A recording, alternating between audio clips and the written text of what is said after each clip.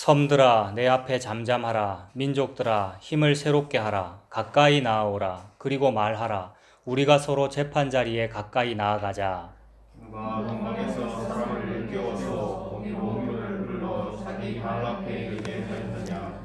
넬국을 그의 앞에 넘겨주며 그가 왕들을 다스리게 하되 그들이 그의 발에 티끌 같게 그의 발에 눌리는 총에 같게 하며 그가 그들을 쫓아가서 그의 발로 가보지 못한 길을 안전히 지났나니 이 일을 누가 행하였느냐. 누가 이루었느냐. 누가 처음부터 만대를 불러내었느냐.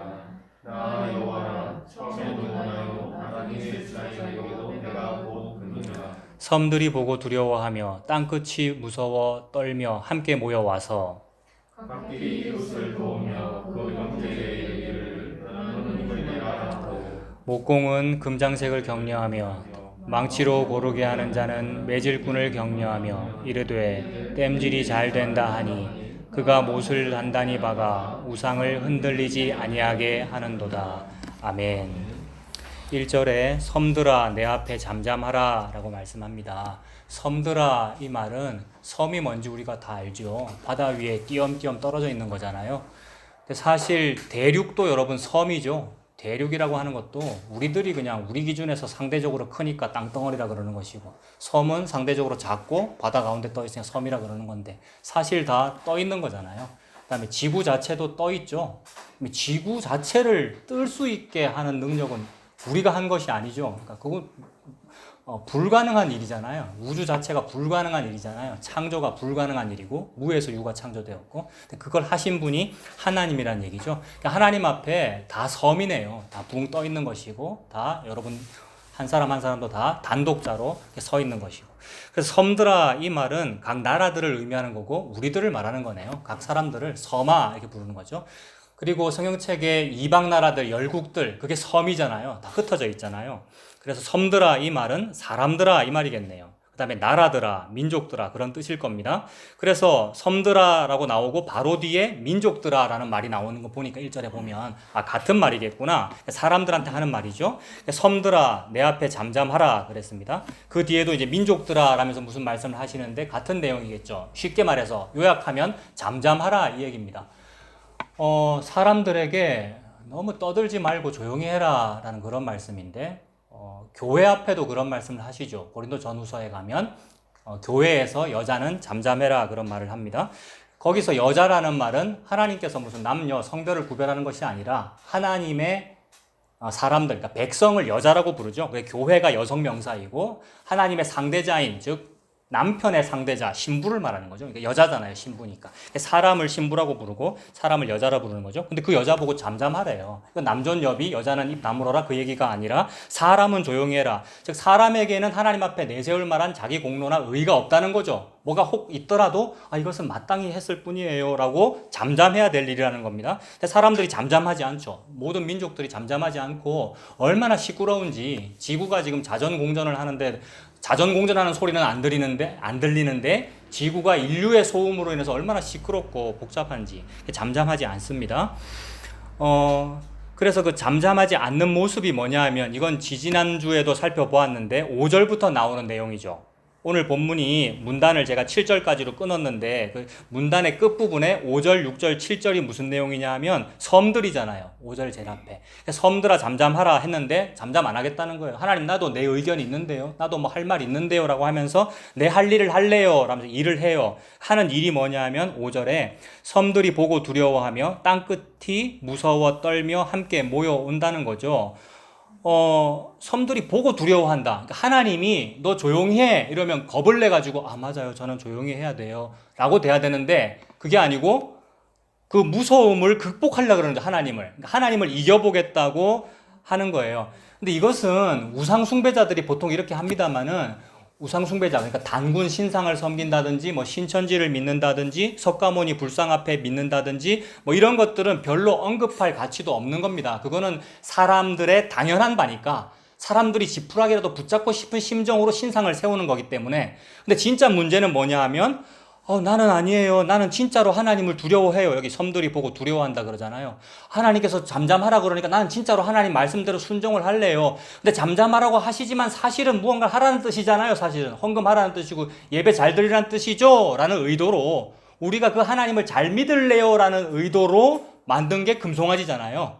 그러니까 제가 지금 무슨 말을 하고 있는 거냐 하면 금송아지 믿는 그게 여호와 신앙이었지 않습니까?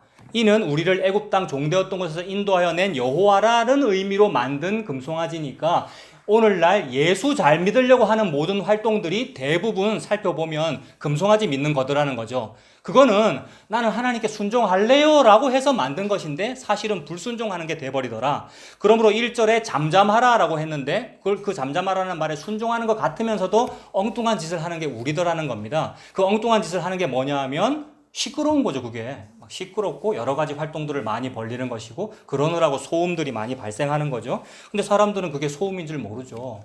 토요일 되면은 교회는 복작복작 거려야 된다라는 말씀을 옛날에 저의 목사님께서 하셨거든요. 그래서 토요일 날 교회가 막 공장이 막 돌아가야 되고 내일을 준비해야 되니까 그 다음에 내일은 진짜로 시끄러워야 된다. 새벽부터 여러 가지 모임이 있어야 되고 예배 때도 시끄러워야 되고 찬양 소리가 시끄러워야 되고 시끄럽다기보다도 소리가 나야 하고 마치면 그야말로 복작복작 거려야 된다. 뭐냐 하면 각 부서로 흩어져서 이제 예배의 마침은 섬김의 시작입니다. 뭐 이런 말도 있잖아요. 그래서 막 그렇게 했단 말이에요. 근데 그게 5절과 같은 일이다. 보고 두려워하며 땅끝이 무서워 떨며 함께 모여서 힘을 모으는 거잖아요. 모이기를 힘쓰자라는 말씀까지 동원해가며 6절에 각기 이웃을 도우며 그 형제에 이르기를 너는 힘을 내라. 오늘날 교회에서 가장 많이 들리는 말이 이런 말 아닙니까? 여러분 힘내세요 이런 말이잖아요. 이건 세상도 원래 하는 말이잖아요. 여러분 세상도 원래 성공하는 사람들의 7가지 습관 또는 적극적 사고방식 노만 빈센트 필 아닙니까? 이 사람 이름이 적극적 사고방식이라는 글을 쓴 그 박사님 이름이 노만 빈센트 필이라고요. 이게 아마 1970년대인가 80년대 아마 그럴 거라고요.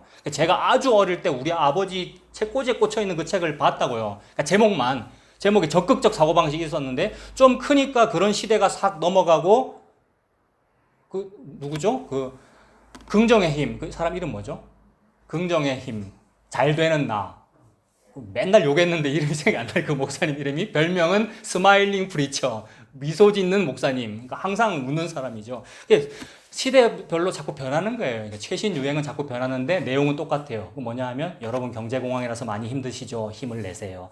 지금은 많이 힘들지만 적극적 사고방식을 가지세요. 그래서 노래 내용은 늘 바뀌지만 똑같은 거예요. 하는 말은 할 수 있다 하시니는 그 다음에 당신은 사랑받기 위해 태어난 사람 뭐 그런 얘기들 이게 다 좋은 의도로 하는 겁니다만 아까 다 말했잖아요. 좋은 의도로 하는 그 일이 금송아지였지 않습니까? 그러니까 예수님 잘 믿으려고 하는 그 일이 차라리 막 잠잠하라는데 잠잠하고 있지. 잘 믿으려고 한 그 일이 오히려 소음 공해였고 시끄러운 거였다. 그래서 힘을 내라라는 말들을 그렇게 많이 합니다. 교회에서. 7절 그 힘을 내라라고 하면서 한 일이 뭐냐 하면 목공은 금장색을 격려하며 격려가 힘을 내라는 말이죠. 위로 헌신 그러니까 위로하는 거잖아요. 격려하며 망치로 고르게 하는 자는 매질꾼을 격려하며 이르되 땜질이 잘 된다 이 말이 적극적 사고방식 그 다음에 긍정의 힘이죠. 조엘 오스틴의 이름 맞나요? 네, 긍정의 힘 잘 된다. 그러니까 잘 되는 나 책 제목이 잘 되는 나잖아요. 말씀대로네 이제 보니까. 근데 이거 우상숭배자가 하는 말인데 잘 된다 이 말은 잘 된다 하니 그가 못을 단단히 박아 우상을 흔들리지 아니하게 하는도다 이렇게 말한다는 거예요. 그래서 우상을 흔들리지 아니하게 이거 지지난주에 살펴봤죠. 흔들리지 아니한다라는 그 말의 개념. 흔들리지 아니한다는 것은 이미 흔들리는 존재이기 때문에 내 힘을 동원하여 안 흔들리게 만들겠다는 겁니다. 그 말은 석가모니 불성하고 똑같다는 거잖아요. 내가 믿는 예수가 내가 붙잡아야 안 흔들리는 존재면 그건 석가모니 불성하고 똑같잖아요. 내가 믿는 예수가 자꾸 흔들리는 것 같아. 그래서 안 흔들리게 만들려면 내가 뭘 해야 됩니까?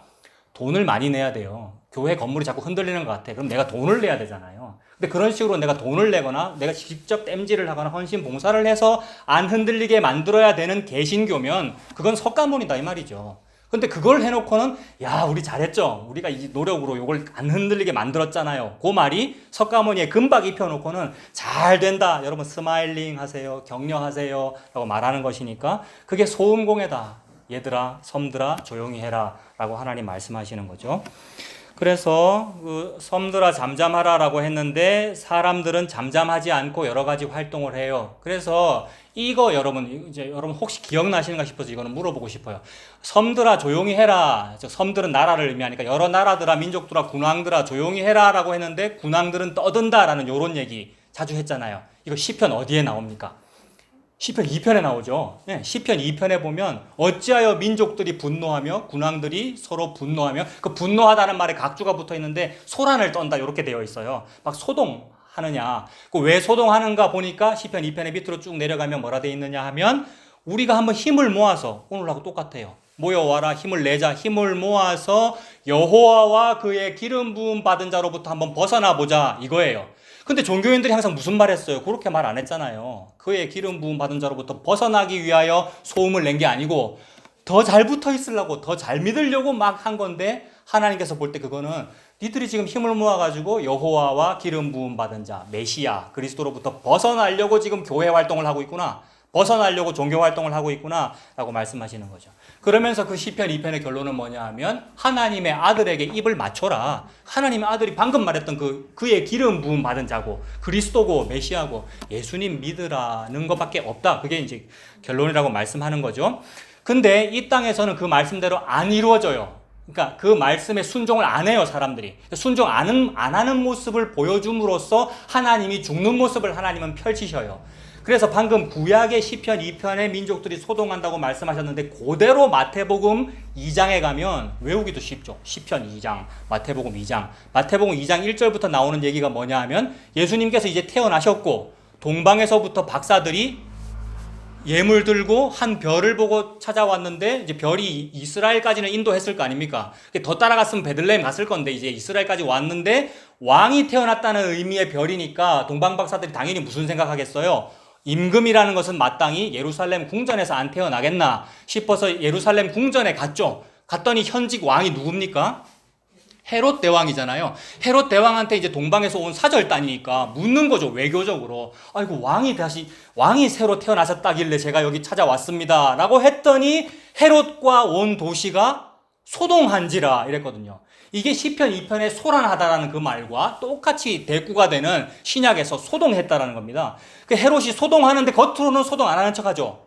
그러니까 헤롯이 이 수면 위에는 아주 우아하게 해서 아 그래요 박사님들 저도 가서 경배하도록 어디서 나든지 나도 좀 가르쳐 주세요라고 했으나 수면 아래에서는 뭘 합니까?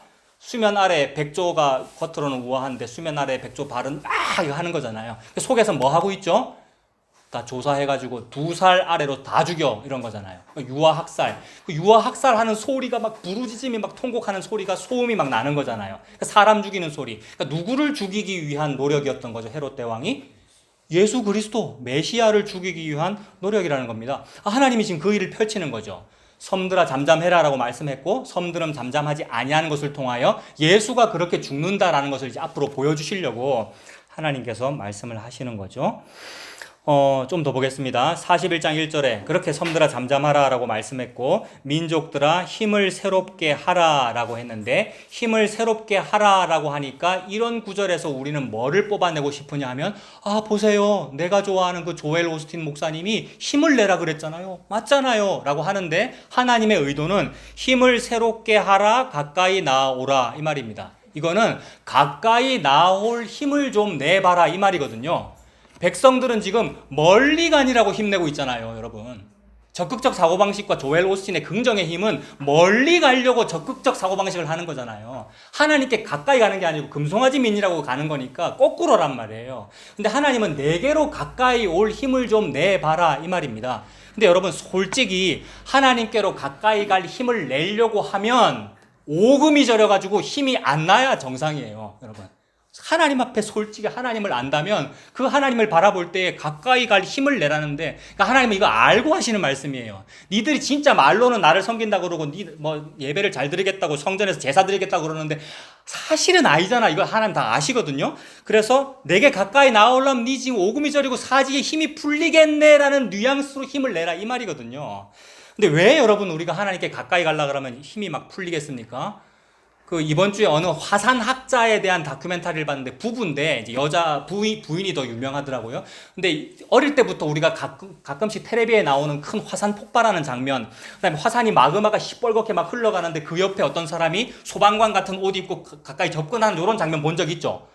그런 장면 다큐멘터리나 뉴스에 본 적 있단 말이에요, 우리가. 근데 그런 장면은 희귀하니까 몇 장면 없을 거 아닙니까? 그러니까 그게 귀한 장면이 아닌 거예요. 그런 장면은 그 여자 그거밖에 없어요.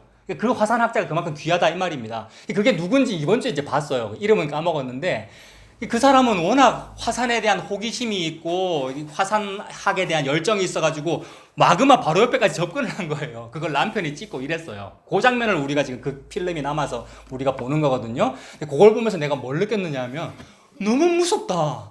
내 같으면은 막 그 시뻘건 용암이 흘러가는데 바로 옆에서 가는데 어떤 때는 은박지로 된 소방관 옷 같은 거 입었고 어떤 때는 이 여자 학자가 안 입었더라고요.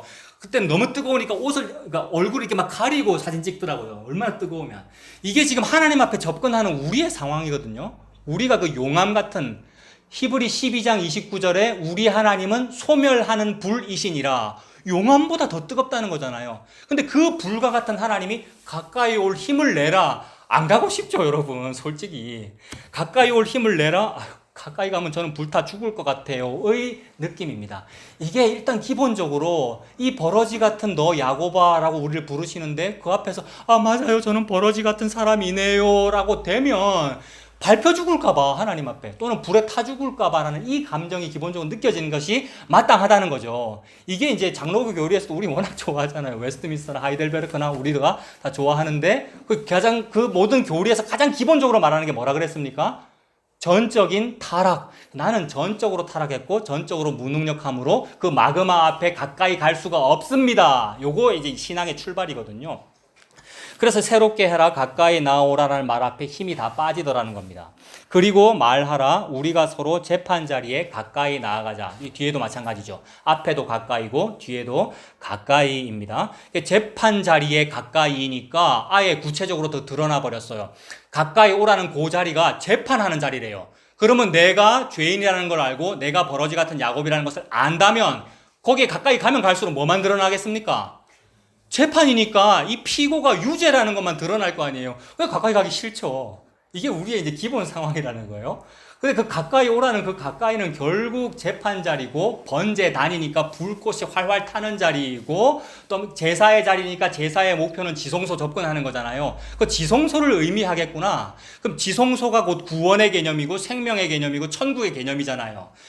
그리고 그 성막이나 성전의 구조가 바깥들에서 동쪽 문을 통하여 성소 들어갔다가 제일 안에까지 지성소까지 접근하는 개념이니까 점점 불 쪽으로, 점점 생명 쪽으로 접근해 들어가는 개념이니까, 그죠? 그러니까 하나님은 그 안에 계실 것이고 밖에 있는 여러분들을 들어오라라는 말이잖아요.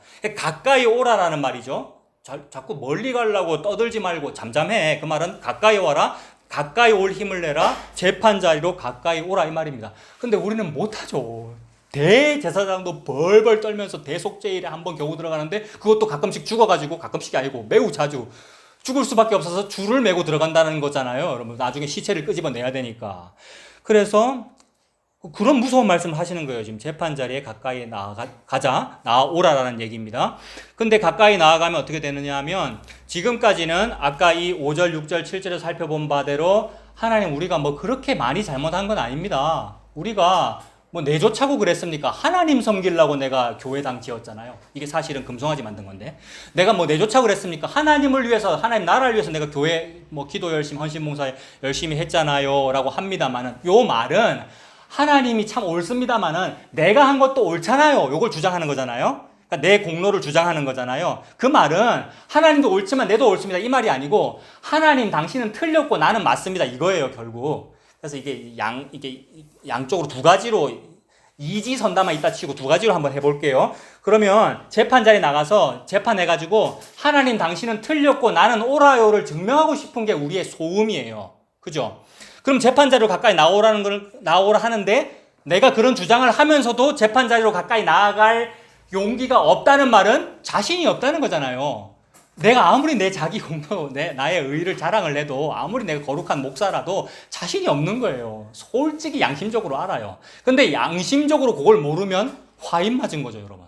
내가 그동안 60평생 목회를 했는데 정말 너무 잘했죠? 이거 화인 맞은 거잖아요. 진짜로 60, 70평생 한번 내가 했다고 칩시다. 그래서 너무 잘했다는 생각이 들어도 은근히 재판 앞에 나가는 건 두려운데라는 생각이 들어야 정상이라 이 말입니다. 그래서 그거 한번 보자. 나오라 이러는 거죠, 재판장으로. 그래서 나오면 어떤 일이 벌어지냐면 2절이에요. 지금 니는 네가 옳다고 그랬는데 누가 옳은지 드러날 거다 이 말입니다. 2절부터. 2절부터 나오는 말이 누가라는 말이잖아요. 그러니까 누가 동방에서 사람을 일깨워서 이렇게 이끌어내었느냐라는 말을 하는 건데 핵심적인 단어만 찾아볼게요. 2절에 누가라고 했고 그 다음에 4절에도 누가라는 말이 있습니까? 네, 4절에는 3번 나오더라고요. 누가 행하였느냐, 누가 이루었느냐, 누가 처음부터 이거 만들다 불러내었느냐. 그러니까 2절에도 누가, 4절에도 누가예요. 이 말은 재판정에서 원고와 피고가 있을 때 누가 옳은가를 가리는 거죠. 그래서 우리는 내가 옳다라면서 금송아지를 만들고 있는데 하나님께서는 누가 옳으냐라고 지금 말씀하시는 거예요. 그러면서 좀 더 구체적으로 봅니다. 2절에 누가 동방에서 사람을 일깨워서 공의로 그를 불러 자기 발 앞에 이르게 하였느냐 이 말입니다. 동방에서 누군가를 불러가지고 누군가를 부르는데 공의로 불렀대요. 공의로 사람을 부르려면 어떻게 해야 되느냐면 제가 지금 한번 해볼게요. 목사로서 담임 목사니까 저는 공의를 안다고 치고 공의로서 여러 명의 사람들 중에서 공의로 사람을 불러볼게요. 아, 저 사람은 김 집사, 저 사람은 이 집사인데 공의로 불러야지. 헌금 많이 한 사람, 의로운 거, 착한 거, 의로운 거, 선한 거. 이 사람은 안 돼, 이 사람은 안 돼. 이렇게 부르겠죠. 그래서 가장 헌신모사를 많이 했다든지 의가 가장 높은 사람을 딱 부를 거 아니에요. 요게 공의로 불러내는 거거든요. 근데 하나님이 공의로 사람을 불렀다고 하면서 동방에서 불렀다고 말해요. 근데 요것과 똑같은 표현이 여호수아 24장쯤 가면 여호수아 24장은 거의 여호수아의 끝부분이거든요. 이게 여호수아 이제 죽을 때가 됐단 말입니다. 죽으면서 유언 남기는데 딴소리를 안 해요. 여러분, 대지도자가 죽을 때가 되면은 세습을 해야 될 거 아닙니까? 후계자를 세워야 될 거 아니에요. 여호수아가 후계자 세웠습니까? 안 세웠습니까? 안 세웠기 때문에 사사시대가 시작되는 겁니다. 사사시대는 뭐예요? 혼미백산, 사사시대 완전 콩가루 집안 되는 게 사사집. 근데 그래야 된다 이 말입니다. 교회는 그렇게 분쟁일 수밖에 없다 이 말이에요. 고린도 교회가 그렇잖아요. 왜 그러냐면 예수님이 지도자기 때문에 그래요. 예수님이 지도자면 사람들은 일치단결 안 합니다, 여러분. 근데 인간 목사가 너무나 훌륭한 지도자가 되면 사람들은 국민 통합을 이뤄요. 이게 독재 정치잖아요. 그래서 은근히 사람들 그걸 바라는 거예요. 박정희나 전두환 같은 사람이 다스려주기를 은근히 바라는 거예요. 그래야 88 서울 올림픽을 열 수가 있거든요. 88 서울 올림픽을 열기 위하여 국민을 통합시키는 거 아니에요. 근데 여호수아는 국민 통합했어요?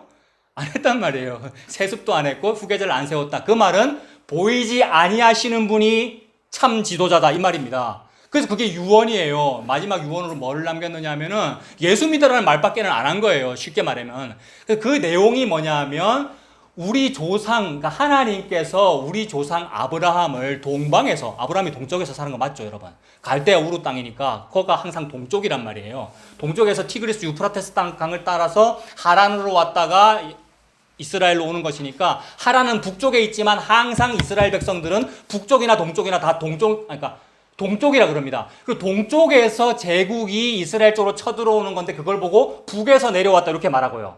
그러니까 북쪽과 동쪽이 같은 개념인 거예요. 왜 그러냐 하면 강이 이렇게 비스듬하게 흐르거든요.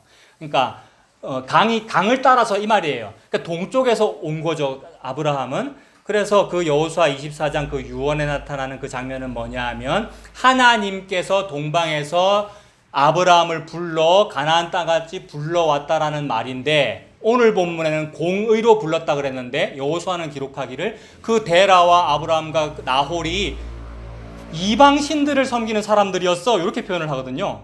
그러면 하나님께서 지금 방금 본문에 동방에서 사람을 일깨워서 공의로 그를 불렀다라고 했는데 공의로 부른 거 아니잖아요, 여러분.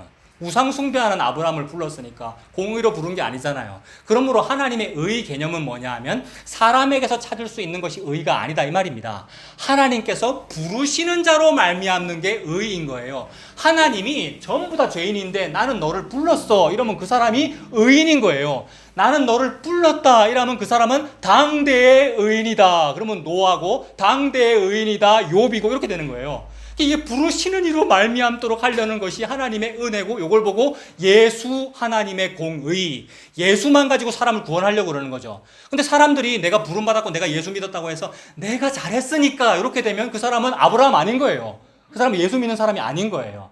하나님이 공의로 불렀다는 것은 우상숭배자인데 불러내었다는 말이죠. 그렇다면 우상숭배자는 하나님이 부르면 가까이 가기가 두렵습니다. 왜냐하면 지 죄를 아니까. 나는 여호와 믿는 사람이 아니니까. 그래서 불에 타 죽을 것 같단 말이에요. 그 불이라서.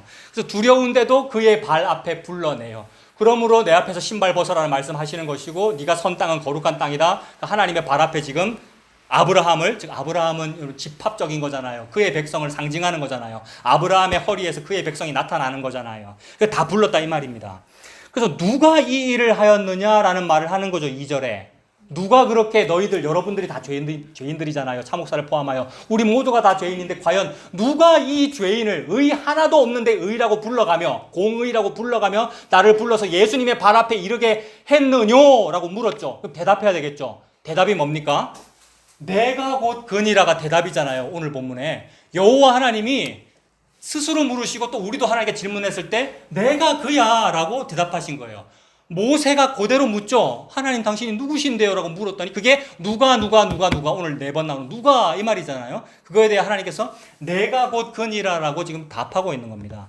계속 같은 말이에요. 그러니까 누가 그렇게 아브라함을 불렀느냐, 신약으로 말하면 누가 여러분들을 예수 믿게 하였느냐 이 말이고, 3절 그가 그들을 쫓아가서 그의 발로 가보지 못한 길을 안전히 지났나니, 가보지 못한 길은 천국 가는 길을 말해요. 즉 지성소로 접근하는 길을 말한다고요. 물론 역사적으로는 여러 가지 전쟁들과 가나안의 여러 가지 길들과 홍해 길과 이런 길들을 말하죠. 역사적으로는 그 길들을 가면 우리는 죽어야 되고 물에 빠져 죽어야 되는 게 맞잖아요.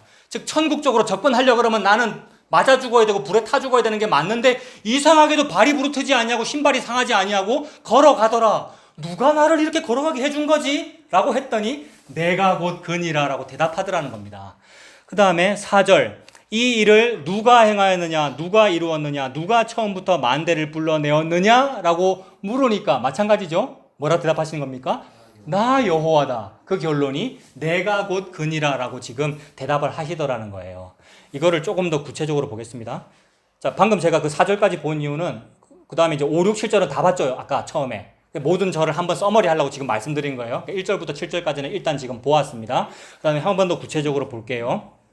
재판 자리에 가까이 나아가자고 1절에 그랬는데 그게 두렵다 그랬습니다.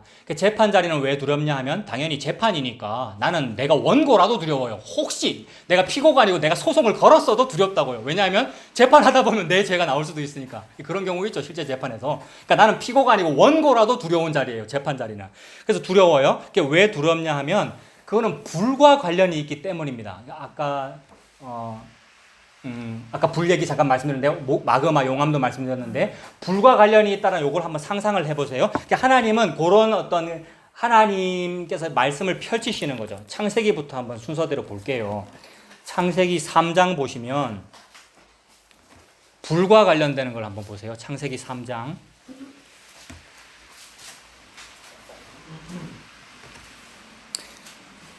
이거는 그냥 복선인데 하나 말씀드릴게요. 아까 그 화산학자가 소방관 비슷한 옷 입고 마그마에 접근했다고 제가 그랬지 않습니까? 이거는 우리 어린아이들도 알아듣는 얘기예요. 소방관 비슷한 옷 입어야 마그마 접근할 수 있죠. 그러니까 창세기 3장 21절에 여호와 하나님이 아담과 그의 아내를 위하여 가죽옷을 지어 입히시니라. 이게 만고불변의 복선이죠.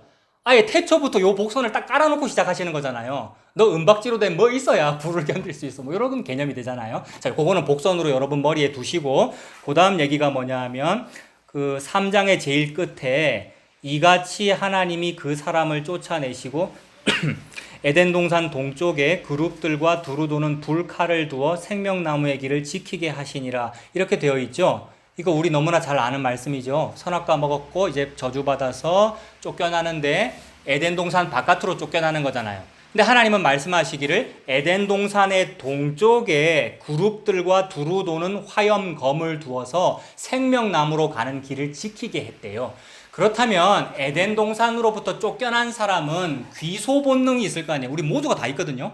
귀향 본능이 있고 예수 안 믿는 사람도 다 무언가를 사모해요. 어딘가로 돌아가고 싶다 그러기 쌓고. 그래서 성경책에 말씀하죠. 모든 사람에게 영원을 사모하는 마음을 두었다고. 그래서 뭔가를 사모하기 때문에 다 종교 믿는 거란 말이에요, 사람들이. 그래서 뭔가를 사모해. 그게 이제 저쪽으로 돌아가고 싶다는 의미죠. 지성소로, 생명으로. 근데 못 들어가죠. 왜 못 들어가냐면 생명나무로 향하여 가는 길을 그룹들과 두루 도는 화염검이 지키고 있으니까. 그 말은 가까이 접근만 해도 화염검으로 태워 죽여버릴 거다. 요 얘기잖아요. 그 다음에 그룹들이라는 말은 케루빔이라는 말에서 그룹 이 말 같은 말인데 천사들을 의미하는데 불의 천사들이거든요. 불. 그러니까 천사는 불이 뜨겁지 아니하죠. 그래서 이사야 6장에 보면 이사야가 하나님을 만나는데 제단 숯불 내 입술에 대니 어찌 주저할까 주여 이거잖아요. 그래서 그 제단 숯불을 누가 가지고 오냐면 그룹들이 천사들이 들고 온단 말이에요. 걔네들은 안 뜨거운 거예요. 근데 이사야는 뜨거워 죽죠. 근데 그날 살았거든요. 이게 복음이죠, 사실은. 가죽옷으로 찢어주시니까 이제 살았다. 화로다 나여 나는 망하게 되어 또 다른데 안 죽고 살았다. 이게 구원이거든요, 여러분. 그러니까 불과 관련이 있죠. 숯불이고. 그리고 그 불은 그룹들과 관련이 있고 그 그룹들이란 천사들은 손에 뭐 들고 있겠습니까? 지금 화염검을 휘두르고 있는 거예요. 즉 아무도 생명나무 길로 못 들어간다 이 말입니다. 생명나무 길로 들어가서 생명나무 실과를 먹어야 영생하거든요. 이걸 천국이라 그러거든요. 우리가 그 천국 가고 싶은 거잖아요, 여러분. 요거 가고 싶어서 우리가 만들어내는 겁니다. 그 길을 어떻게 금송아지로 또는 교회당으로 예배 시스템으로 그다음에 뭐 헌신 봉사 시스템으로 우리가 만들어내고 있는 거예요. 근데 그거 전부 다 이미 심판을 받은 거다 이 얘기입니다. 이미 구원이 뭔지를 모르기에 우리가 두루도는 화염검에 베일 짓을 막 하고 있는 중이죠.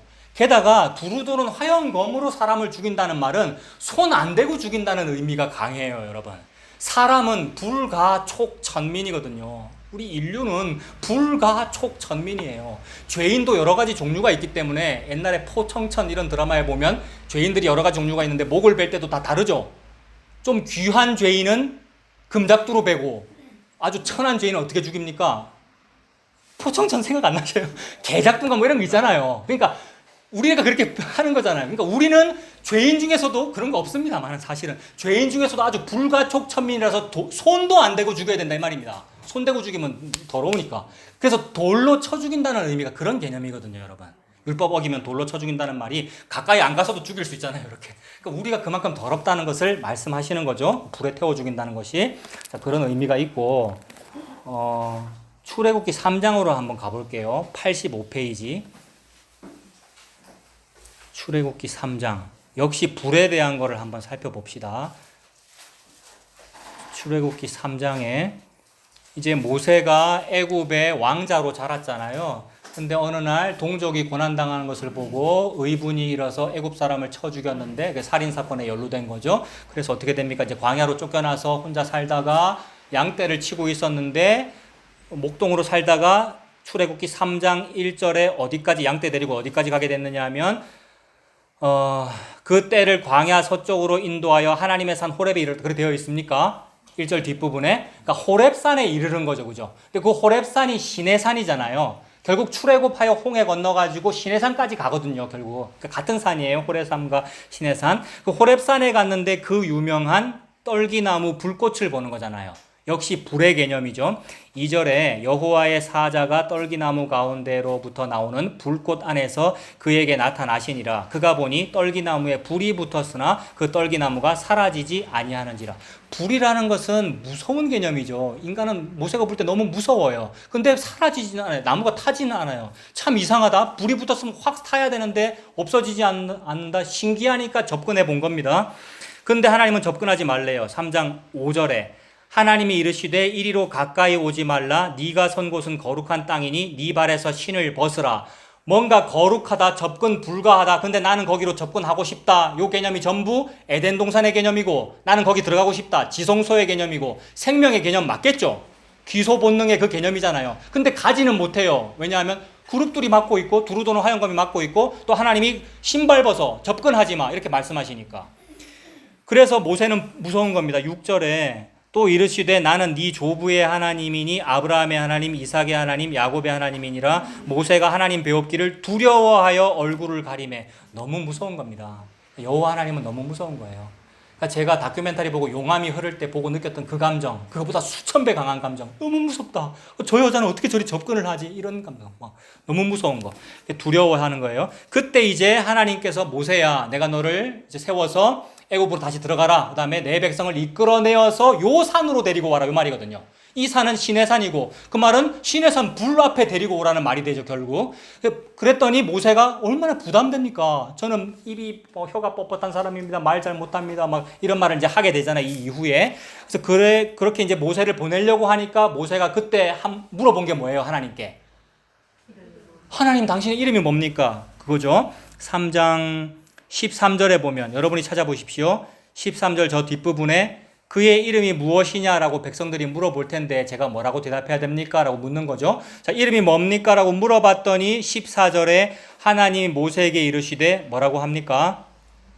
나는 스스로 있는 자이니라. 또 이르시되 너는 이스라엘 자손에게 이같이 이르기를 스스로 있는 자가 나를 너희에게 보내셨다 하라. 이렇게 되어 있네요. 그 스스로 있는 자라는 말에 숫자 1, 그 각주가 붙어 있고 밑에 각주는 뭐라고 되어 있습니까? 히 이렇게 돼 있죠. 히, 나는 나다 이렇게 돼 있잖아요. 그러니까 히브리 말로 요게 나는 나다라는 뜻이다. 근데 히브리 말로 사실 나는이라는 말은 없고, 그러니까 이다라는 말만 있는 거죠.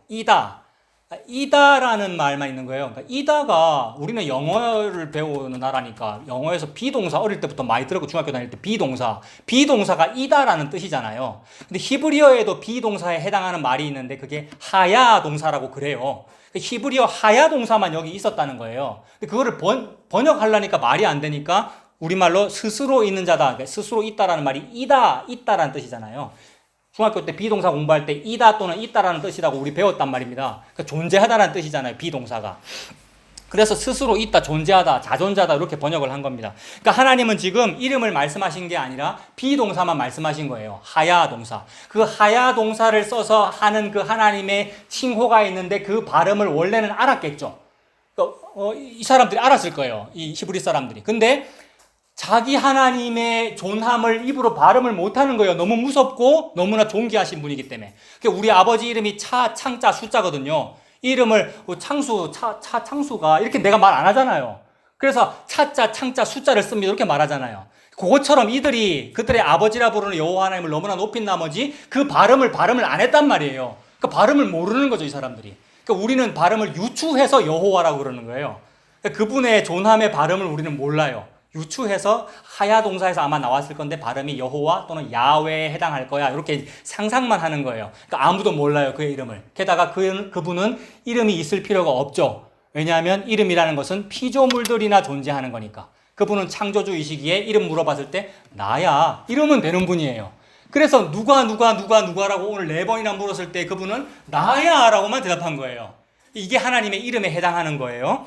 그래서 여기서 지금 하나님께서 나다라고만 말했어요. 이거 이미 여러분들께서 다 결론을 알고 계셔요. 하나님은 이 나야라는 이 말의 결론이 무엇인지를 계시로 펼치신 겁니다. 눈에 보이게. 그게 뭐냐면 베들레헴에서 아기가 응애 운 거예요. 예수님이죠. 예수님이 나타나신 게 나야라고 나타나신 거예요. 사람의 모습으로. 그래서 예수님께서 이 땅에 오셔서 내가 길이다. 내가 진리다 이랬거든요. 그래서 가운데 길, 진리 이런 말 다 빼면 내가 이다잖아요. 이게 에고 에이미의 형태거든요. 여호와라는 말을 그렇게 표현하신 거예요. 나는 이다. 모든 사람이 누구라고 물을 때마다 대답하신 거예요. 나는 길이다. 나는 하늘에서 내려온 생명의 떡이다. 비동사로. 이게 예수님이 내가 곧 크다라고 답을 하신 거예요. 이게 결론이에요. 이 결론 이미 다 알고 계시죠? 이것이 저와 여러분들의 구원이 되었단 말입니다. 이것이 유일한 구원이 되어 생명나무의 길을 화염검으로 막고 있는데 이 일 때문에 구원을 얻었다 이 말입니다. 타 죽어야 되는데 그래서 자꾸 불이라는 개념이 나오는 것이고 불로는 접근을 못하는데 가까이 오라 그러는 것이고 가까이 오라는 그 일을 통하여 네가 안 타 죽고 내 아들 예수가 죽는 그 일을 보여주시는 거죠. 그 내 아들 예수는 하나님 자기 자신이잖아요. 예수님이 지금 내가 여호와다 이랬으니까 자기 자신이 죽는 그 일을 통하여 구원을 이렇게 설명을 하시는 거죠. 그래서 그때에 하나님께서 자기 자신을 비동사로 그렇게 말씀하셨어요. 좀 더 뒤로 가서 이제 출애굽을 했어요. 19장 가면 출애굽기 19장 가면 모세가 백성을 데리고 출애굽했고 이제 열재앙이 일어났고 출애굽했고 홍해가 갈라졌고 드디어 아까 말씀했던 그 호렙산으로 왔습니다. 시내산이죠. 시내산 밑에 도착했어요. 19장 12절에 너는 백성을 위하여 주위에 그러니까 산 밑에 산 주위에 경계를 정하고 이르기를 너희는 삼가 산에 오르거나 그 경계를 침범하지 말지니 산을 침범하는 자는 반드시 죽임을 당할 것이라. 요 말만 봐도 이미 우리가 돌아가야 될 본향이 그쪽이라는 개념이구나. 이거 느껴지죠? 그러니까 인간은 그쪽 가고 싶어 하겠구나. 요거겠죠. 접근 금지된 거잖아요. 그 13절에 그런 자에게 손을 대지 말고 돌로 쳐 죽이거나 화살로 쏘아 죽여야 하리니. 손을 대지 않고 죽이는구나. 이게 불가촉 천민의 개념이고 멀리서도 죽일 수 있다는 개념이고 화염검으로 태워 죽인다는 개념이고 다 같은 개념이에요. 그러니까 율법 어기면 돌로 쳐 죽인다는 전부 같은 개념이에요. 손을 대지 말고 돌로 쳐 죽이거나 화살로 쏘아 죽여야 하리니 짐승이나 사람을 막론하고 살아남지 못하리라 하고 나팔을 길게 불거든 산 앞에 그렇게 준비를 해라. 그리고는 쭉 밑으로 내려가서 18절에 시내산에 연기가 자욱하다. 연기가 자욱하면 불의 개념 맞습니까? 불 피워졌죠. 연기가 자욱하니 여호와께서 불 가운데서 거기 강림하심이라. 그 연기가 옹기 가마 연기같이 떠오르고 온 산이 크게 진동하니까 얼마나 무섭겠어요, 여러분. 막 진동하면서 용암이 터져 나오는 것처럼 불이 나고 연기가 나니까 너무 무서운 개념이고 모세는 하나님께로 갑니다. 자, 그래서 그 뒤에 거도 볼까요? 20장 18절에 뭇 백성이 우레와 번개와 나팔 소리와 산의 연기를 본지라 그들이 볼 때에 떨며 멀리 서서 모세에게 이르되 당신이 우리에게 말씀하십시오. 즉 하나님이 말씀하게 가만 놔두지 마시고 모세 당신이 좀 대언해 주세요 이 말이에요. 그러니까 하나님 음성 들으면 불에 타줄 것 같으니까 그 개념이죠. 모세 당신이 얘기해 주세요. 하나님이 우리에게 말씀하시지 말게 하소서 우리가 죽을까 하나이다. 모세가 백성에게 이르되 두려워하지 말아라. 하나님이 임하심은 너희를 시험하고 너희로 경외하여 범죄하지 않게 하려 하심이니라. 백성은 멀리 서 있고 우리는 멀리 서 있죠. 즉 지성소 바깥에 나가 있어야 되고 성전 뜰 저 바깥에 있을 수밖에 없는 불가촉 천민이라 이 말입니다. 멀리 서 있고 모세는 하나님이 계신 흑암으로 가까이 가니라. 오늘 이사야 본문에 가까이 올 힘을 내라. 가까이 재판정으로 나아가보자 라는 그 개념이고 즉 가까이라는 개념이고 재판정이라는 개념이고 불이라는 개념이고 같은 개념이 계속 나오고 있어요. 자, 그리고 근데 이제 그렇게 되었으면 이제 백성들이 두려워 떨릴 거 아닙니까? 근데 이상하게 40일 좀 시간이 지나니까 흐지부지해지더라는 거죠. 모세가 산에 올라간 지 40일 지나니까 백성들이 막 이 모세는 죽었는지 살았는지 모르겠다. 언제 내려오나 못 기다리겠다. 근데 우리가 하나님은 두려우니까 하나님 잘 믿어야 될 거 아니냐 라면서 백성들이 산 밑에서 한 일이 뭡니까? 아까 그 금송아지 만든 거죠. 그러니까 금송아지 만들고 있을 그때에 소음이 들리는 거죠. 요게 시편 2편의 그 소음. 막 소음 들리는 게 뭐였어요? 막 춤추면서 우상 숭배하면서. 근데 우상 숭배인 줄 모르고 여호와 믿는다고 막 소음을 낼 때. 그때 이제 모세가 두 돌판을 들고 산에서 내려옵니다. 출애굽기 32장 19절에 이제 모세가 두 돌판을 들고 내려오는데 진에 가까이 이르러 그 송아지와 그 춤추는 것들을 보고 크게 노하여 손에서 그 판들을 산 아래로 던져 깨뜨리니라. 모세가 화가 나가지고 하나님이 준 십계명 두 돌판을 밑으로 이렇게 던져버렸어요. 요게 저는 모세가 참 나처럼 성질 급한 사람인가 보다, 다혈질인가 보다 그렇게 생각했었는데, 근데 하나님은 모세 보고 온유하기가 그 사람보다 더 온유한 사람이 없다 그러잖아요. 근데 그러니까 모세는 온유해요. 하나님이 온유하다 그랬으니까. 그러므로 이건 지금 성질이 급해서 판을 던진 게 아니라 하나님의 계시라는 말이죠. 두 돌판은 하나님의 말씀을 의미하잖아요. 지금 이 말씀 앞에 백성이 섰는데, 즉 불 앞에 백성이 가까이 접근해서 한 일이 금송아지면 이놈들은 불가촉 천민이니까 손도 안 대고 돌 던져 죽이거나 손도 안 대고 태워 죽여야 되는 건데, 하나님이 이 백성을 죽이지 아니하시고 하나님 자기 자신이신 말씀이 쪼개어져 죽더라는 얘기죠. 계시를 이렇게 하는 거죠. 지금 모세가 성질이 급하다는 얘기가 아니라, 즉 두 돌판이 깨졌다는 말은 반석이 깨졌다 이 말입니다. 반석은 곧 그리스도라 이 말이고, 그러니까 예수 그리스도가 죽었다는 말씀을 이렇게 하시는 거죠. 그러니까 창세기부터 불 얘기하고 불에 가까이 접근하면 네가 죽는다라고 말씀하셔 놓고는 이상하게도 그 불에 가까이 접근하게 하고 예수 죽는 것을 하나님 표현하시는 거예요. 그러므로 그 불이라고 하는 생명나무 길은 십자가고요. 십자가가 불이고 불기둥 구름기둥이고 불이고 재판정이고 반석이고 쪼개어진 재판정이고 나니아 연대기 쓴 작가 이름 뭐죠? C.S. 루이스가 그 사람은 전설처럼 표현했는데 돌판에서 사자가 아슬란이 누워있는데 생각나시죠? 돌판에서 누워있는데 돌판이 쪼개져서 살아요. 이 얘기예요, 여러분. 그러니까 C.S. 루이스는 전설적으로 소설을 쓴 게 너무 좋은 소설이에요. 어린이 동화예요. 같은 얘기예요. 그래서 돌판이 쪼개졌다. 예수 그리스도의 죽음을 설명하는 거예요. 그래서 이날 백성이 안 죽었어요, 여러분. 백성 다 죽어야 되잖아요. 다 죽여야 되는데 죽이지 아니하시고 돌판이 깨어지고 말씀 새로 줍니다. 즉 돌판이 깨어지고 그 말씀을 새로 줍니다. 말씀이 죽고 말씀이 다시 살아요. 예수님의 십자가 죽음과 부활이에요. 이 일을 통하여 생명나무로 들어가는 길이 열렸다. 즉 그게 구원이다라는 것을 하나님 설명하시는 거죠. 그래서 아까 에덴의 동쪽에 화영검과 그룹들과 화영검이 있다고 그랬는데 아까 하나님께서 갈대아 우르에서 아브라함을 불렀으니까 아브라함은 귀소 본능으로 그쪽에서 즉 동쪽에서 서쪽을 향하여 들어가니까 에덴 동산 동쪽에 있는 불을 만날 거 아니에요. 그죠? 그러면 에덴 동산의 동쪽이 아브라함이 볼 때 문이 되겠죠. 이 문을 통하여 내가 들어가야지 되는데 나는 들어가기 무섭다. 이 상황이 모세에게도 펼쳐졌고 시내산 밑에 백성에게도 펼쳐졌는데 나는 무서워 죽겠는데 나는 안 죽고 말씀이 깨어져 죽음으로써 내가 여기 들어가게 됐다는 말이니까 생명나무 길에 들어간 거잖아요. 이걸 보고 네가 이겼다 그러는 거예요. 그러니까 하나님과 사람이 하나는 원고고 하나는 피고로서 재판하는 것 같은데 분명히 내가 졌는데 이게 야복강에서 씨름하는 거잖아요. 내가 위골되어 졌는데 하나님께서 야곱 보고 네가 이겼다. 내가 너를 이스라엘이라고 부르리라 이렇게 되는 거잖아요. 그러니까 이스라엘은 구원받은 선민을 의미하고 오늘날 크리스찬이잖아요. 그러니까 여러분들이 이긴 자예요. 신천지는 이만희를 보고 이긴 자라고 그러는데 네가 이겼다라는 말을 들은 사람이 이긴 자라고요. 이긴 자 외에는 누가 감히 생명나무 실과를 먹을 수 있느냐라는 이런 표현이 계시록에 나오거든요.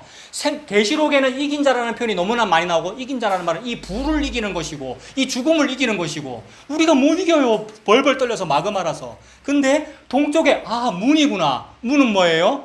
예수님이 내가 양의 문이다. 나로 말미암고는 들어갈 자도 없고 그 다음에 예수님께서 하늘에서 내려온 자 외에는 올라갈 자가 누구냐 이러셨고 요한복음 1장 끝에도 내 위에 오르락 내리락 하리라. 예수님이 문이라는 얘기고 예수님이 통로라는 얘기고 예수님을 통하여 생명나무로 간다는 얘기고 그걸 알으라고 에덴 동산 동쪽이 통로라는 뉘앙스를 이미 다 보여주셨고 게다가 광야에서는 성막을 지으라 하면서 문을 내라라고 하는데 문은 반드시 동쪽에만 있어요.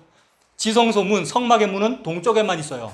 그리고 성전도 짓는데 문은 동쪽에만 있어요. 동쪽이 문인 거예요. 그럼 문은 하나밖에 없다. 이 말은 천하 인간의 구원을 얻을 만한 이름, 구원의 문이 되는 것을 예수 외에는 주신 일이 없다. 이 얘기가 되고.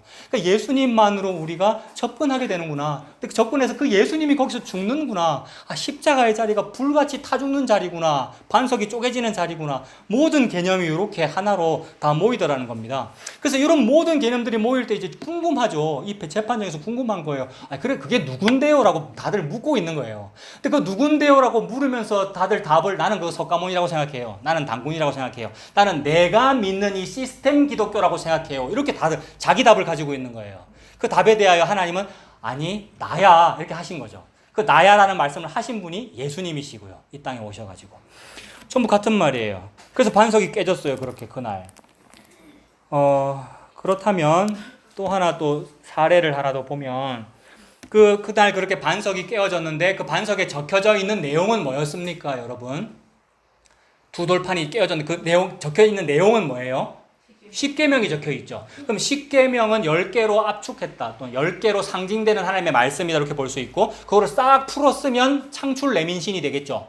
창출 레민신을 모세 오경이라고 그러고 율법서라 그러거든요. 그러니까 율법이라는 말은 성경 전체를 율법이라고 광의의 의미로 율법이라 하기도 하고 협의의 의미로는 창출 레민신이 율법이거든요. 그렇다면 그 율법서 내용 중에 어떤 것이 있느냐 하면 신명기 한번 가보세요. 신명기 21장. 신명기 21장에 이거 이전에도 한번 살펴본 겁니다. 21장 18절에 사람에게 만약에 완악하고 패역한 아들이 있어서 그의 아버지의 말이나 그 어머니의 말을 순종하지 아니하고 부모가 징계하여도 순종하지 아니하거든 그의 부모가 그를 끌고 성문에 이르러 그 성읍 장로들에게 나아가라 라고 합니다. 아들이 불순종하는 아들이 있으면 아버지는 그 아들을 딱 붙잡고 성문으로 가까이 나아가라 이 말이에요. 고대 근동 사회에서 성문은 재판정입니다. 오늘 개념하고 연결할 수 있겠습니까? 룻이 보아스가 룻과의 결혼을 발표하는 자리가 성문 앞이에요. 그러니까 재판정이고 무언가를 발표하는 자리예요. 결판 나는 자리예요. 누가 진짜 참된 고엘인지 결판 나는 자리가 성문이에요. 그래서 그 성문에서 보아스가 더 가까운 친척이 있는데 그 사람은 포기하고 가버리죠. 가짜 고엘이다 이 말입니다. 즉 석가모니는 아니다 이 말이고 우리가 만든 금송아지는 가짜 고엘이다 이 말이라고요. 보아스만 진짜 고엘이다. 즉 예수 그리스도만 진짜 우리의 기업 물을 자다 구세주다 이 말이라고요. 그게 밝혀지는 자리가 성문이에요. 그러니까 재판정이죠. 그렇다면 이 재판정 즉 성문으로 아버지가 아들인 나를 딱 붙잡고 멱살 붙잡고 니 가자 니 불순종한 아들이니까 데리고 가까이 가면 나는 무슨 감정이 들겠어요? 나는 저 가면은 돌 맞아 죽는다 이거예요. 즉 마그마 쪽으로 내를 데리고 가는 거죠. 불 쪽으로. 이게 오늘 그 개념이잖아요. 에덴 동쪽의 화영검 쪽으로 자꾸 가는 거예요. 그래서 성문에 가까이 가면은 이제 어떻게 해야 됩니까? 21절에 그 성읍의 모든 사람들이 그를 돌로 쳐 죽일지니 이겁니다. 돌로 쳐 죽인다는 개념이 뭐였습니까? 불가촉천민이라서 너무 더러워서 손도 안 대고 죽여야 된다 이 말입니다. 사람의 죄를 말하는 거죠. 이게 불에 태워 죽인다는 개념이고. 근데 하나님은 지금 무슨 말을 하고 싶어서 이 얘기를 하는 거예요. 지금 이 율법 하나만 예로 들었습니다만 모든 율법이 다 어기면 죽는다는 얘기잖아요. 이렇게 어기면 반드시 죽여라. 이런 사람은 반드시 돌로 쳐 죽일지니라. 이런 사람은 이렇게 죽일지니라의 얘기들이잖아요. 창출 레미신이 전부 다. 게다가 확장하면 66건 전부 다. 신약에 가면 실제로 신약도 율법처럼 작용한다 그랬지 않습니까? 예수 믿습니까? 구원받았습니까? 그러면 이제 형제를 사랑하세요. 유무상통하세요. 지갑에 있는 거 모든 거 다 내놓으세요의 얘기가 되어버리잖아요. 그 초대교회로 가면은. 그 말은 구약으로 적용하면은 그대로 안 하면 돌 맞아 죽습니다라는 얘기인데 그건 그 율법을 예수님은 어떻게 적용하더라는 거죠. 이걸 우리가 이미 다 살펴봤죠. 그 누가복음 15장에 가면 탕자 비유에서 우리가 살펴보았잖아요. 그러니까 탕자 비유를 예수님께서 말씀하시는 것은 모든 비유, 그러니까 모든 말씀을 예수님께서 이 이스라엘 백성들이 하시는 것은 이스라엘 사람들은 구약의 사람들이지 않습니까? 그때까지는 신약이 없는 시대이고 그러니까 구약의 사람들이죠. 그들이 생각하는 성경이라는 것은 당연히 구약이죠. 그래서 예수님께서 하시는 말씀이 너희들이 성경에 들은 바대로 성경에 이른 바 또는 옛사람이 이른 바 이렇게 하여야 된다라는 것을 들었으나 나는 너희에게 말하노니 이렇게 말한다. 이렇게 말씀하시잖아요. 즉 예수님이 구약의 사람들인 여러분들에게 너희들은 이렇게 알고 있지만 나는 이렇게 말한다라고 말하는데 그렇게 말하면 하나님의 하신 말씀을 바꿔버리는 게 되잖아요. 예수라는 30살밖에 안 되는 나사렛 촌놈 청년이 하나님의 말을 지 맘대로 바꿔버리니까 백성들의 입장에서는 물어봐야 되겠죠. 아 예수야, 니 내 어릴 때부터 같이 큰 사람인데 예수 네가 뭔데 말씀을 바꾸노? 보게 되겠죠. 그러면 예수가 뭐라고 대답하시겠습니까? 나야 이러신 거예요. 오늘 본문에. 그럼 그 예수님이 여호와라는 말이잖아요. 즉 여호와께서 지금 말을 바꾼 것처럼 되는 거잖아요. 옛날에는 내가 이렇게 말했으나 이제는 이렇게 말한다. 요 말이. 그 말은 하나님은 회전하는 그림자도 없으시고 변개치 아니하시는 분이거든요. 안 바뀐 거라 이 말입니다. 구약의 말씀과 신약의 말씀이 바뀐 것 같지만 안 바꾼 거라 이 말입니다. 즉 구약에 아들이 그렇게 범죄하면 성문에서 돌로 쳐 죽여라라는 그 말은 안 죽인다라는 뜻이다 이 말이라고요.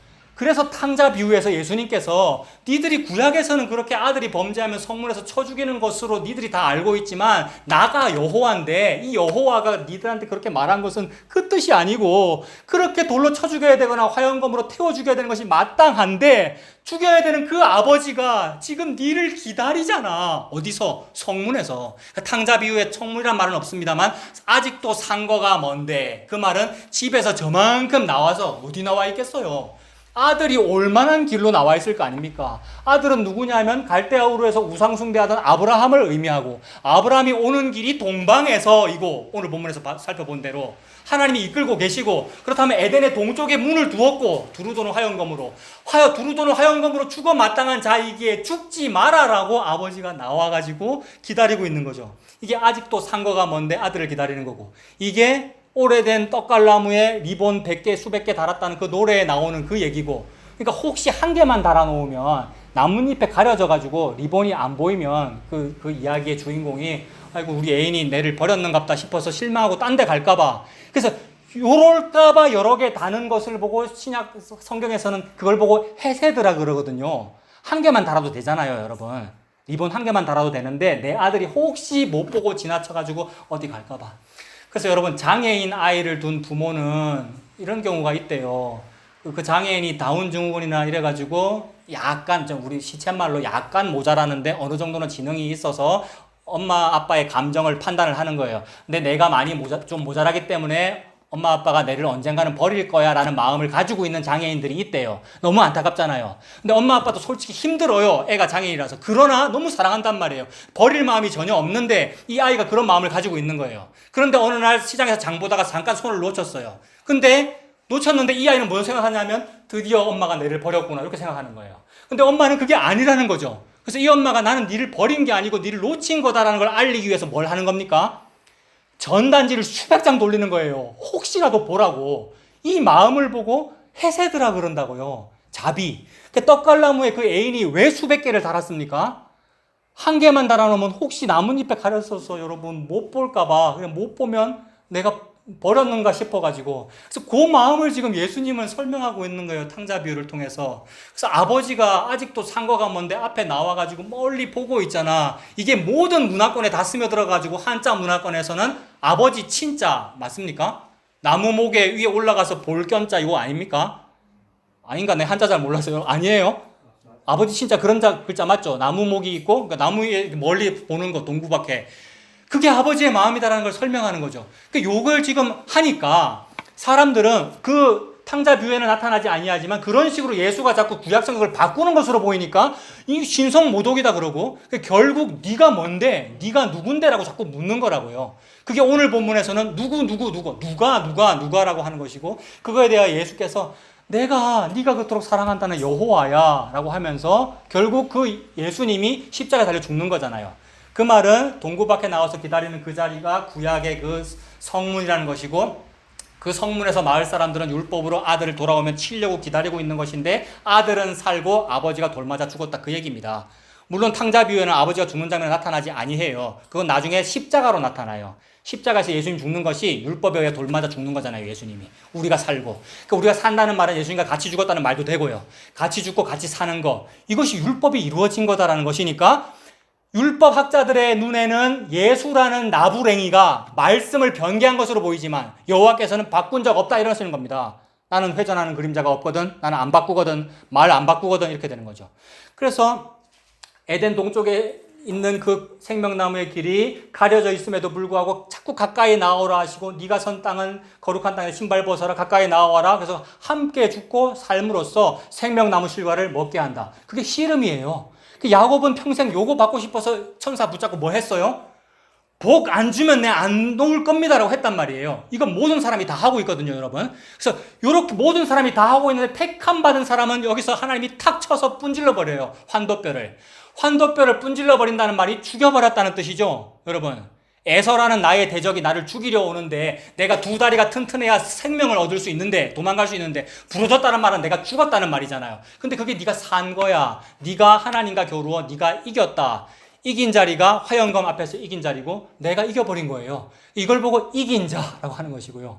이긴 자 외에는 이 생명나무 실과를 누가 먹느냐, 계시록에서 이랬고요. 그렇다면 생명나무로 향하여 가는 길이 열렸다는 말이고 생명나무 실과를 먹었다는 말이고, 요한계시록의 천국을 설명하기를 강이 흐르는데 강 좌우에 여러 가지 나무들이 있는데 생명나무 실과도 있고 만국을 소성케 하는 열매들이래요. 즉 우리 같은 불가총 천민이 그거 먹으면 사는데 아무도 못 먹잖아요, 우리는.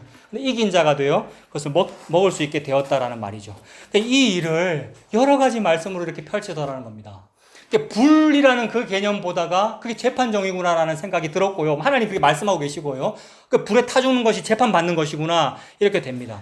그렇다면 우리가 이제 여기로 가는 것이 두렵다 그랬잖아요. 그래서 우리는 여기로 안 가요. 이 불, 이 재판정, 즉 십자가로 나는 안 가요. 나는 가기는 가도 멀찍이 따라가요. 이거 생각 안 납니까? 예수님이 십자가로 자꾸 가는데 제자들은 멀찍이 가기는 가는데, 근데 그게 우리잖아요. 그리고 우리가 그런다는 거 다 아신다는 거죠. 하나님께서. 그 재판정의 모습 한번 볼게요. 재판정의 모습. 마가복음 15장, 마가복음 14장.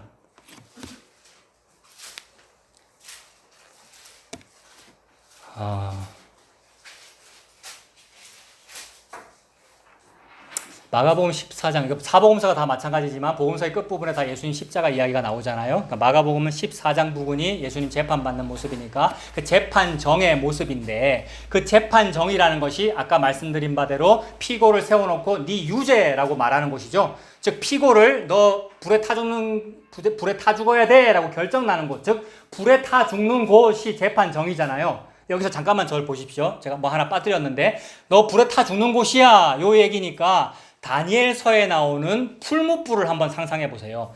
다니엘서의 3장 어간일 거예요. 그 느부갓네살 왕이 꿈을 꿨는데 꿈 내용을 알려주지도 않고 맞춰봐라 이랬잖아요. 아무도 못 맞추는데 다니엘이 맞췄지 않습니까? 그게 뭐냐 하면 금, 은, 동, 철과 진흙으로 되어 있는 신상 그 얘기했다고요. 그래서 그 얘기를 듣고 은혜 받아가지고 느부갓네살이 아멘 했는데 하는 짓이 뭡니까? 그대로 신상을 만들죠. 그러니까 아멘 은혜 받았다고 아멘 해놓고는 신상을 만들어서 자기가 자기를 높여요. 신상을 만들어 놓고 두라 평지에 세워놓고는 다 경배하라 이랬지 않았습니까? 그때 다니엘의 세 친구 사드락 메삭 아벳느고가 섬기지 않아요. 그래서 어떻게 죽입니까?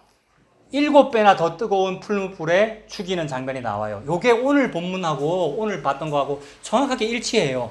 7배나 뜨겁다라는 말은 완벽하게 태워 죽인다라는 의미잖아요.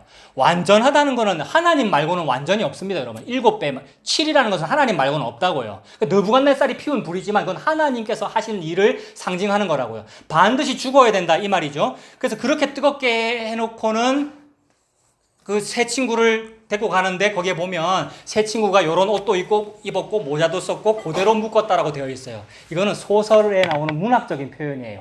옷이 있고 모자도 썼는데 그대로 묶었다는 그런 표현은 왜 하겠습니까? 문학적으로. 천조가들이 막 있을 때에 불에 가까이 접근하면 확 타버릴 거다라는 문학적인 효과가 안 나겠어요? 여러분? 나만의 상상일까? 보세요. 그런 게 있다는 거 일부러 표현하시는 거예요, 하나님께서. 근데 그렇게 되었고, 게다가 옆에서 용사들이, 군인들이 붙잡고 가까이 갔을 때 군인들이 어떻게 되었습니까? 군인들이 타 죽었어요. 군인들은 타고 내 옷은 다 탈만한데도 이상하게 그날의 결론이 뭐예요? 세 친구가 타 죽지 아니하더라는 거지 않습니까? 근데 느부갓네살 왕이 너무 놀래가지고 물어보죠. 우리가 조금 전에 풀무불에 집어넣은 사람은 3명이 아니었느냐? 어찌하여 저 안에 4명이 있느냐? 이렇게 물어보죠. 게다가 그 4번째 사람은 하늘의 신들의 아들과 같도다 이렇게 표현합니다. 그 말은 저 4번째 사람이 누구냐라고 묻는 거죠. 이게 지금 누구냐라고 묻는 거라고요. 모든 인류가. 이 느부갓네살이 나중에 예수 믿습니다. 여러분 믿습니까? 느부갓네살이 나중에 예수 믿어요. 느부갓네살이 나중에 쫄딱 망하고 회개하고 예수 믿어요. 구약의 사람들은 어떻게 천국에 가죠? 회개하고 예수 믿어 천국 가요. 구약도 똑같아요. 신약하고. 누구한테 나중에 은혜 받아요. 그때는 은혜 받기 전에 그런 짓을 하는 거예요. 그래서 저게 누구냐라고 물어봤어요. 그 말은 그 누구냐라고 물어본 그 말에 대답을 신약이 한 거예요. 구약에서 이미 했고 내가 곧 끈이라고 대답했고 그 대답이 예수님인 거죠. 즉 예수님이 생명나무로 향하는 가는 길에 그 화영검 앞에서 예수님이 아브라함과 교회와 성도 여러분들과 사드락 메삭 아벳느고와 함께 있으니까 4명이 거기 있었던 거예요. 그래서 함께 있으니까 타지도 아니했다라는 그 말입니다. 그 사람을 보고 이긴 자라고 그러고 그 사람을 보고 천국 갔다라고 하는 거죠. 이 일을 이루기 위하여 이제 그 4번째 사람이 나였다라는 말을 하시려고 오신 분이 예수님이에요. 예수님이 여호와 하나님이고 그 말을 결정적으로 하신 자리가 어디냐 하면 예루살렘 재판정입니다. 재판정에서 예수님이 그 얘기해요. 그거 이제 찾아보고 마치겠습니다. 그게 방금 여러분 찾아놓으신 마가복음 14장이에요. 14장 53절에 그들이 예수를 끌고 대제사장에게로 가니 대제사장들과 장로들과 서기관들이 다 모이더라. 그러니까 대제사장과 서기관들이 있는 그 자리가 재판정이고 거기로 예수를 끌고 가는 거잖아요. 그러니까 불 가운데로 가는 거죠. 베드로가 예수를 멀찍이 가까이라 그랬는데 오늘 가까이라 했는데 우리는 멀찍이 따라갑니다. 그죠? 겁이 나니까. 멀찍이 따라 대제사장의 집들 안까지 들어가서 아랫사람들과 함께 앉아서 뭐를 쬐입니까? 불을 쬐입니다, 여러분. 이거 너무나 하나님의 재미있는 어떤 표현 아니에요, 여러분? 지금 예수는 나를 데리고 화염검 속으로 들어갔어요. 근데 나는 가기 싫어요. 그래서 춥기는 추우니까 불은 쬐고 있는 거라고요. 근데 요 불을 나중에 예수님께서 부활하시고 나서 또 갈릴리 바닷가에서 또 피워놓으셔요. 예수님께서 모닥불 피워놓으시고 숯불 피워놓으시고 베드로야 물고기 좀 잡았니? 구워 먹자 이렇게 하셔요. 네가 나를 사랑하느냐 3번 물어보시잖아요. 이게 하나님의 복선이고 어떤 표현이라고요. 불을 생각나게 하는. 내가 그 불 가운데 구원받았구나라는 게 생각이 나는 거예요. 베드로는 불 쬐고 있어요. 55절에 대제사장들과 온 공회가 예수를 죽이려고 그를 칠 증거를 찾되 얻지 못하니 이는 예수를 쳐서 거짓 증언하는 자가 많으나 그 증언이 서로 일치하지 못함이다. 지금 이 대제사장과 서기관들은 반드시 율법에 따라 합법적으로 예수를 재판해야 되죠. 그들의 율법에 의하면 증인이 몇 명쯤 되어야 예수를 사형 언도할 수 있습니까? 유대인의 율법에 의하면 피고 유죄라고 하려면 2-3사람의 증언으로 말미암아 해야 되거든요. 즉 2-3명 이상, 즉 복수의 증언이 일치해야만 사형, 그러니까 유죄라고 할 수 있다고요. 그렇기 때문에 증인을 자꾸 부르는 거라고요. 2-3사람이라는 조건을 채우려고. 이게 율법주의잖아요. 내가 조건을 채워야 뭘 되는 거. 조건 채우려고 여러 사람을 불렀는데 56절 끝부분이 그 증언이 서로 일치하지 못함이라 이겁니다. 즉 예수는 죽을 이유가 없는 거죠. 그러니까 율법에 의해서도. 그런데 예수는 결국 죽잖아요. 그러므로 예수는 자살인 거죠. 인간은 그 누구도 스스로 죽지 않아요. 인간은 자살했다 자살이 아닌 거예요. 예수님만 스스로 목숨을 버릴 권세도 있고 다시 얻을 권세도 있는 거예요. 그 일이 펼쳐져요. 근데 보세요. 오늘 자꾸 길어져서 계속 죄송한데 사람들은 증거를 찾으려 하나 증언이 일치하지 않아. 즉 2-3 증언이 맞지 않아요. 근데 예수님에 대한 증언 뭡니까? 오늘 본문 예수가 곧 하나님이다라는 요것에 대한 증거도 2-3 증거가 있어야 맞네요라고 할 거 아니에요. 그러면 요한 1서 5장 어간에 가면 증언하는 이가 셋이니, 요한 1서 5장 7절에 가면 증언하는 이가 셋이니 이런 표현이 나와요. 증거하는 이가 셋이래요. 그러면 성부, 성자, 성령 이렇게 봐도 되고 셋이니까 이 말은 2-3 증인이 있어야 된다는 말을 충족하는 거죠. 게다가 그 요한 1서에는 물과 피와 성령이 이렇게 말씀했어요. 정확하게 각각이 뭐를 설명하는지 잘 모르겠으나 예수님과 성령이다 이렇게 보면 되고 물과 피는 또 예수님이니까 그 다음에 성부, 성자, 성령이 이렇게 봐도 되고 즉 예수께서 에고 에임이다 내가 여호와다라는 그 말에 대한 증거는 차고 넘친다 이 말입니다. 근데 예수가 메시아 아니다라는 증거는 니들이 그렇게 율법 잘 안다는 율법학자들이 다 끌고 모았는데도 증언이 일치하지 아니하더라잖아요. 이걸 하나님께서 고발하시는 거죠. 어디서? 화형검 앞에서, 재판정에서. 근데도 예수님 그러면 안 죽어야 되죠, 이때. 누가 죽어야 됩니까, 여기서? 베드로가 죽어야 되고, 이 대제사장들이 죽어야 되고, 백성들이 죽어야 되는데, 안 죽고, 예수님이 죽더라는 얘기를 하나님 그렇게 펼치려고 그러는 거죠. 그래서, 방금 거기에 일치하지 않다 그랬고, 59절에도 또 나와요, 그 말이. 59절에도 그 증언도 서로 일치하지 않더라. 그죠? 2-3 증언이 안 맞아요. 그런데 60절에, 대제사장이 가운데 일어서서 예수에게 물어 이르되 너는 아무 대답도 없느냐 이 사람들이 너를 치는 증거가 어떠하냐 하되 침묵하고 아무 대답도 아니하시거늘 대제사장이 다시 물어 이르되 네가 찬송받을 이의 아들 그리스도냐 이렇게 물어봤습니다. 요게 아까 느부갓네살이 저 4번째 사람은 누구냐 이고 모세가 당신의 이름은 무엇입니까 이고 모든 사람들이 귀소 본능으로 나 종교 믿어야 돼 문지방을 밟으면 재수가 없어 빨간색으로 이름 쓰면 재수가 없어라고 말하는 그 모든 종교성으로 신이 누구냐라고 묻고 있는 그 일이라고요. 그것에 대하여 침묵하시는 예수님이 그 말 딱 한마디 했습니다. 네가 누구냐 네가 찬송받을 이의 아들 그리스도냐라고 물어봤을 때 예수님께서 대답하신 말이 뭡니까? 내가 그니라. 오늘 본문이잖아요. 내가 곧 그니라. 이게 헬라어로 에고 에임이고 영어로는 I am이고 좀 좋은 영어 성경책을 보시는 분은 I와 AM이 3글자가 다 대문자로 되어 있어요. 그게 좋은 성경책이에요. 대문자로만 되어 있는 영어 IAM이 히브리어로는 하야라고요. 여호와. 그 발음을 몰라. 그래서 예수님이 지금 선포하신 거예요. 내가 그니라. 그 말씀을 아주 십자가에서 죽으신 거죠. 이것만이 유일한 생명나무로 향하는 길이고 이게 양의 문입니다. 도둑놈은 다른 길로 다니지만 자기 백성은 양의 문으로만 들어가는 것이고요. 이것만이 유일한 천국으로 가는 길입니다. 이 예수님의 은혜 때문에 교회가 구원을 얻었고요. 다 불타 죽어야 되는데 그래서 예수님과 함께 불에 타서 죽은 것이고 함께 부활한 것이고 그게 구원이다. 그래서 생명나무 실과를 먹게 되었다는 겁니다. 이 은혜로 이 예수님의 보혈에 그 은혜로만 살아가시는 저와 여러분 다 되시길 바랍니다.